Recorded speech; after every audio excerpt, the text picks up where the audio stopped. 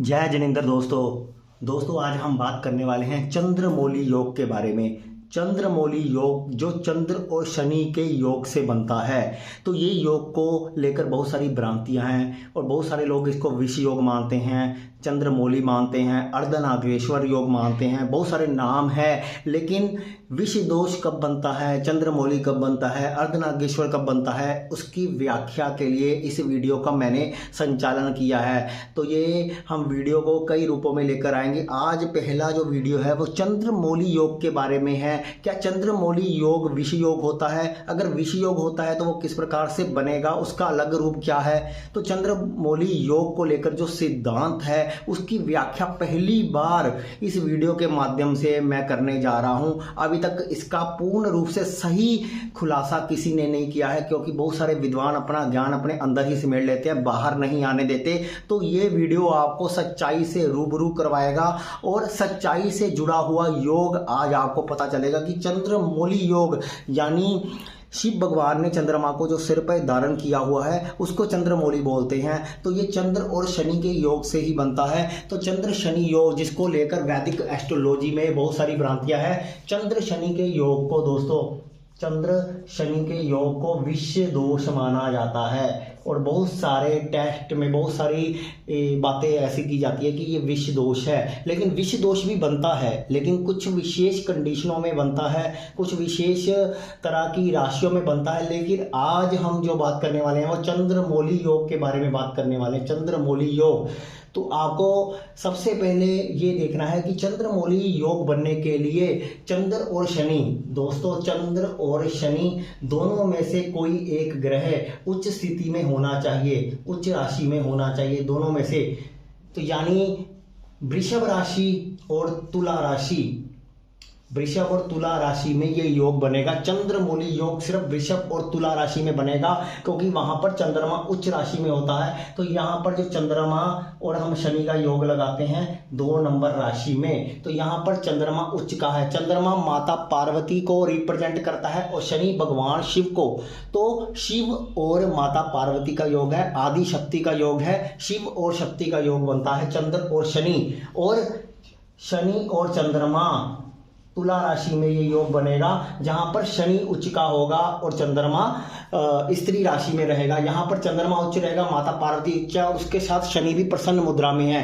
देखो दोस्तों, कोई भी ईश्वरीय योग बनने के लिए, कोई भी ईश्वर से जुड़ा हुआ योग बनने के लिए उसमें उच्च राशि का होना बहुत ज्यादा जरूरी है। बिना उच्च राशि के कोई भी योग ईश्वरीय सत्ता से नहीं जोड़ता है। इसलिए भगवान की जो जन्म कुंडलियां होती हैं वो उसमें उच्च ग्रहों की स्थितियां होती है। वैसे तो भगवान की कुंडली का उल्लेख नहीं करना चाहिए, क्योंकि भगवान का जन्म एक अलग उद्देश्य से हुआ होता है। लेकिन समझाने के पर्पस से आपको बता रहा हूं कि उच्च का मतलब है कि भगवान की जो सर्वोच्च शक्ति है वो उच्च के ग्रहों के माध्यम से हमें एक संदेश देती है। दोस्तों, उच्च का मतलब पहले तो ये समझ लीजिए कि ये नहीं होता कि अच्छा है या बुरा है। लेकिन ईश्वरीय की कुंडली में, ईश्वर की कुंडली में अगर कोई ग्रह उच्च है तो उसकी जो सत्ता है, उसकी जो पावर है वो शुभ रूप से पूरे ब्रह्मांड में फैलती है। लेकिन एक बुरे इंसान के अंदर कोई ग्रह उच्च का है तो उसकी बुराई दूर तक फैलती है। इसलिए रावण की कुंडली उठा लोगे तो रावण की कुंडली में भी आपको उच्च के ग्रह दिखेंगे, लेकिन उसकी शक्तियों का, बुराइयों का दुरुपयोग हुआ। लेकिन जो ईश्वरीय है, भगवान श्री राम की कुंडली देखोगे, कृष्ण की कुंडली देखोगे, उसमें उच्च के ग्रह है।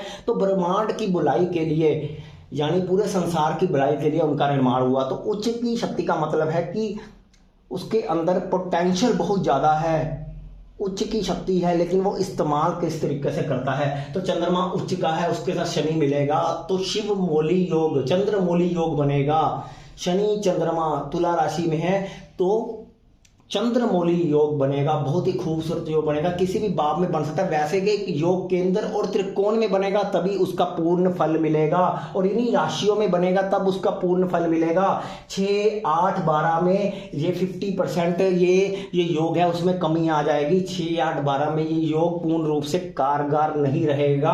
और सबसे बड़ी बात है दोस्तों, ये दोनों शुक्र की राशियों में बन रहे हैं। आपको ये देखना है कि चंद्रमौली जो योग है दोनों शुक्र की राशि में बन रहे हैं। इसका मतलब है कि हमें डिस्पोस्टर को भी देखना है, यानी दोनों ही शुक्र की राशियों में बनेंगे। और शुक्र की स्थिति अगर कुंडली में बलवान होगी तो पूर्ण रूप से ये शुभ कारक योग आपकी कुंडली में फलीभूत होगा।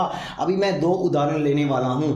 एक है फेसबुक के संस्थापक और व्हाट्सएप के भी मार्क जुकरबर्ग, जिन्होंने अभी मेटा बहुत सारी उन्होंने व्हाट्सएप पर भी उन्होंने हैंड ओवर कर लिया है। तो फेसबुक जन जन तक पहुंचाने वाले मार्क जुकरबर्ग की कुंडली में शनि और चंद्रमा का योग है। शनि और चंद्रमा तुला राशि में है उनके। अब कौन से भाव में है, इंटरनेट पर तो 10th हाउस में दिखाते हैं, किसी भी भाव में हो सकते हैं। लेकिन सबसे बड़ी बात है कि ये योग पूर्ण रूप से बली होने के कारण चंद्रमौली योग बना। लेकिन इस राशि का स्वामी चौथे घर में बैठा है, यानी अपने से 7वें घर में बैठा है और उसको पूर्ण दृष्टि से देख रहा है अपनी ही राशि को। इसलिए इस योग का पूर्ण फल मार्क जुकरबर्ग को मिला है। और उसने, आपने देखा है कि एक दुनिया को कहां से एक नई टेक्नोलॉजी के माध्यम से जोड़ा है।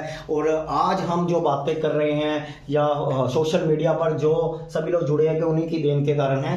तो बहुत बड़ा ये राजयोग बन गया। ये विष दोष नहीं बना, ये राजयोग बन गया। विष दोष भी कई कंडीशनों में बन जाता है। और सबसे महत्वपूर्ण बात है कि शनि चंद्रमा पर अगर राहु की दृष्टि होती है, शनि चंद्रमा पर अगर राहु की दृष्टि आ जाएगी तो चंद्रमौली योग की जो प्रधानता है वो थोड़ी कम होगी।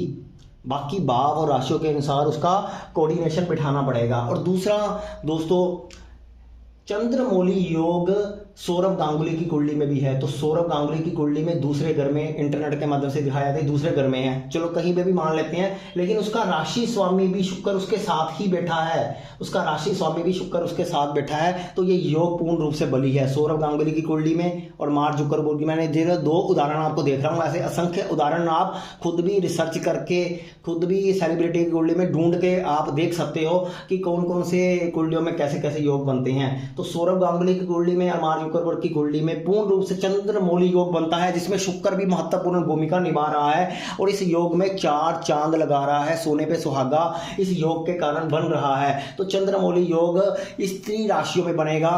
स्त्री राशियों में हमें चंद्रमा उच्च का है, शनि भी उच्च का है। सबसे पहले है कि शनि शिव को रिप्रेजेंट करता है जो उच्च अवस्था में है, यानी प्रसन्न अवस्था में है। एक जो भगवान की एनर्जी होती है वो पूर्ण रूप से जब बली हो जाती है तब वो योग की प्रधानता चारों ओर फैलती है।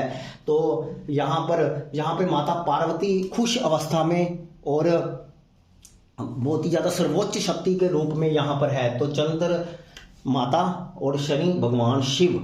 लेकिन यही योग अगर 6-8-12 में बैठ जाएगा तो उसमें हो सकता है कि योग तो बली हो लेकिन वो प्रसन्नचित्त मुद्रा में है या नहीं है, खुश मुद्रा में है या नहीं है, उसका अंदाजा आपको पूर्ण कुंडली देखकर लगाना पड़ेगा। अगर 6-8-12 में बैठ जाता है और पाप ग्रहों की दृष्टि उस पर पड़ जाती है तो उच्च का होते हुए उसकी शक्ति वो नेगेटिव में चली जाएगी, तो उसके फल में कमी आ जाएगी। इसलिए इस योग में अगर बृहस्पति भी दृष्टि डाल देता है तो फिर इस योग में इंसान कहां से कहां पहुंच जाएगा।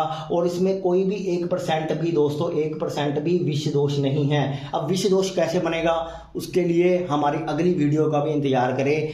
हम कोशिश करेंगे 2 या 3 वीडियो देने की, लेकिन चंद्रमौली की परिभाषा को आप इस वीडियो के माध्यम से समझ सकते हैं।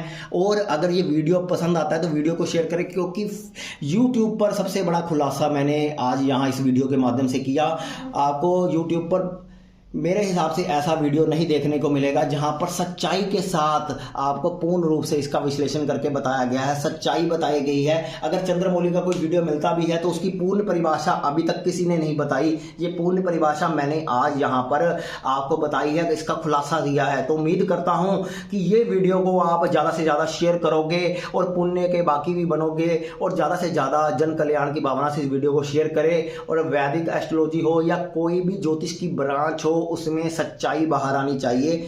तो ये सच्चाई, वैसे चंद्रमौली योग नाड़ी ज्योतिष में बोला गया है, नाड़ी ज्योतिष में ही इस योग का नाम चंद्रमौली कहा गया है। तो चंद्रमौली योग की सच्चाई, सही परिभाषा आपको मैंने यहाँ पर बताई है, जो बहुत से ग्रंथों में भी नहीं लिखी गई। सिर्फ शनि चंद्रमा को कहकर चंद्रमौली योग बोल दिया गया है, लेकिन वास्तव में जब प्रैक्टिकल कुंडलियों पर जाओगे तो चंद्रमौली योग आपको उच्च राशि में ही बनता हुआ मिलेगा। धन्यवाद दोस्तों।